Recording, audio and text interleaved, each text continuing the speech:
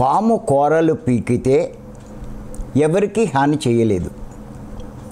అలాగే మానవునిలోని చెడు తొలగిస్తే ఎవరికి హాని చేయడు.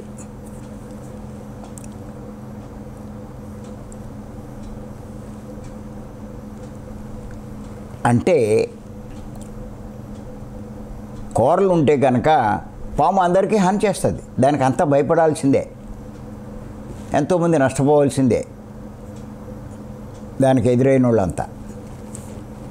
అలాగే మానవుల్లో చెడు ఉంటే వాడు అందరికీ హాని చేస్తూ ఉంటాడు, చెడు చేస్తూ ఉంటాడు. చెడు చేస్తే నష్టం ఏంటి? వాడు చేసిన చెడే వాడికి కష్టాల రూపంలో వస్తాయి.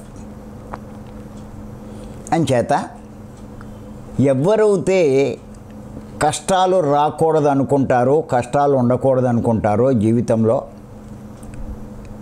వాళ్ళు వారిలో ఉన్నటువంటి చెడును తొలగించుకునే ప్రయత్నం చేయాలి.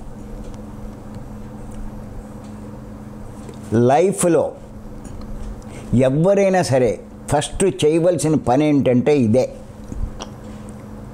ఏదో డబ్బు సంపాదించడం, మంచి ఉద్యోగం సంపాదించుకోవడం, ఏయో మేళ్ళు మిద్దులు కట్టడం, ఇవి కాదు.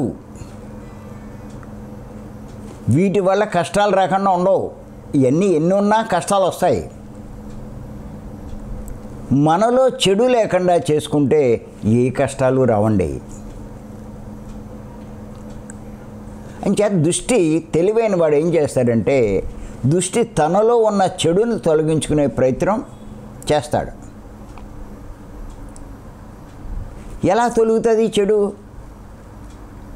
చెడు ఎందులో ఉంది? చెడు మనసులో ఉంది. అన్ని రకాల పనులు చేయించేది మనసే.